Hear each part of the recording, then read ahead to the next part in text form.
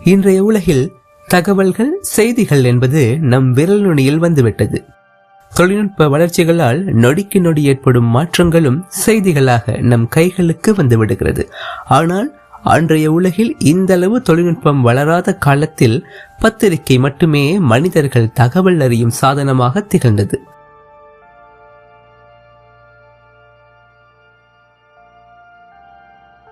இலங்கையின் ஈழத்திலிருந்து தான் பத்திரிகைக்கான கட்டமைப்புடன் கூடிய உலகின் முதல் தமிழ் இதழ் வெளிவந்தது. இலங்கையின் இதழியல் வரலாற்றை இந்த வீடியோவில் பார்க்கலாம்.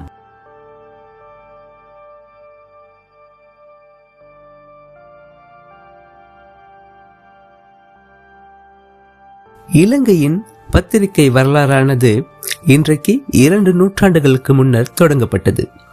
இலங்கையில் பிரித்தானியரின் காலனித்துவ ஆட்சியில் 1802 ஆண்டு மார்ச் மாதம் 15 அரச செய்திகள், சட்டங்கள், அறிவித்தல்கள் என்பவற்றை தாங்கி வெளிவந்த இலங்கை அரச வர்த்தமானியே இலங்கையின் முதலாவது பத்திரிகையாக அறியப்படுகிறது.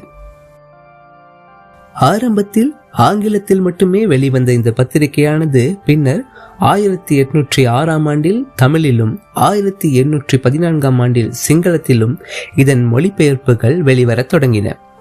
1802 ஆண்டு தொடங்கப்பட்ட இந்த பத்திரிகை இன்னும் இலங்கை அரச வர்த்தமானி என்ற பெயரில் வெளிவந்து கொண்டிருப்பது குறிப்பிடத்தக்கது.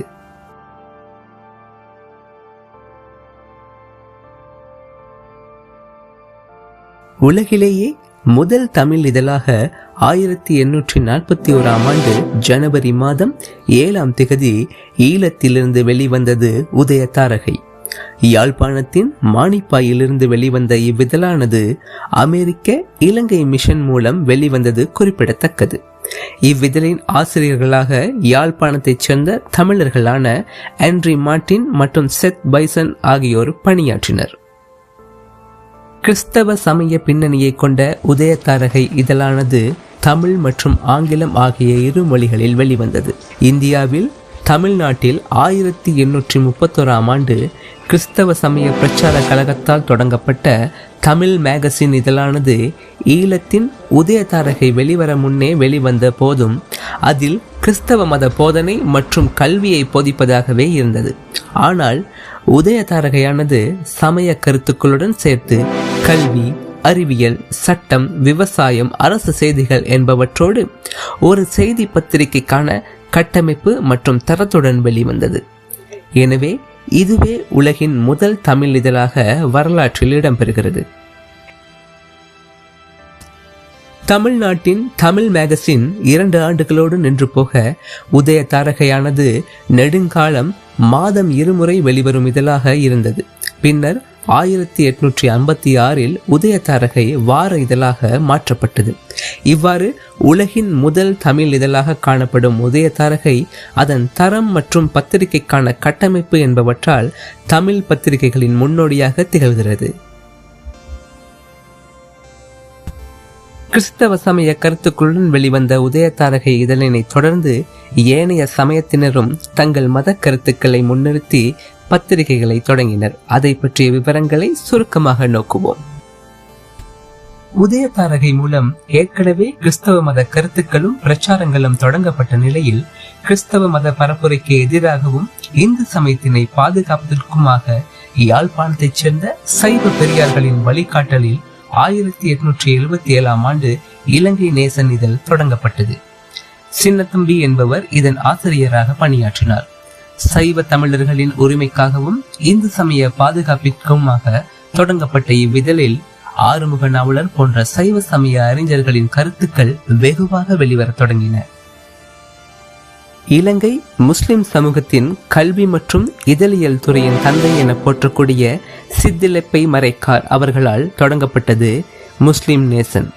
இஸ்லாம் மார்க்கத்தின் செய்திகளோடு அரபு தமிழ் எழுத்துமறை பற்றிய விழிப்புணர்வையும் இவ்விதழின் வாயிலாக கொண்டு சேர்த்தனர்.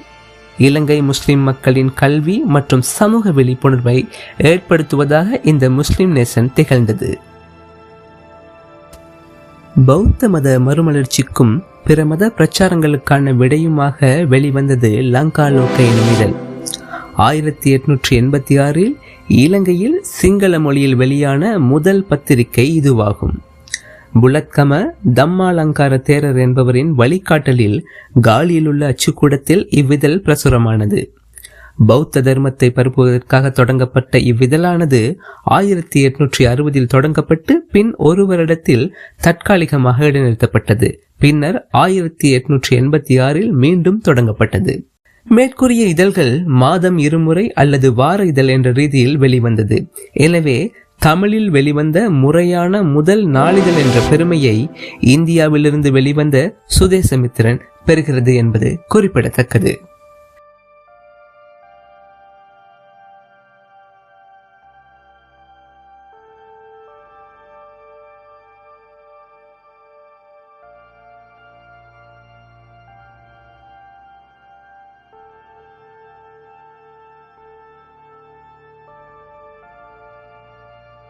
இவ்வாறு இலங்கையின் தமிழ் மற்றும் பிறமொழி இதழ்களின் வரலாறு நீண்டு செல்கிறது.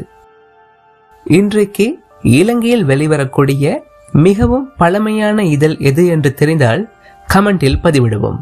மேலும் இது போன்ற வீடியோவுக்கு எமது டிட் யூ நோ லங்கா சேனலை சப்ஸ்கிரைப் செய்வோம். நன்றி.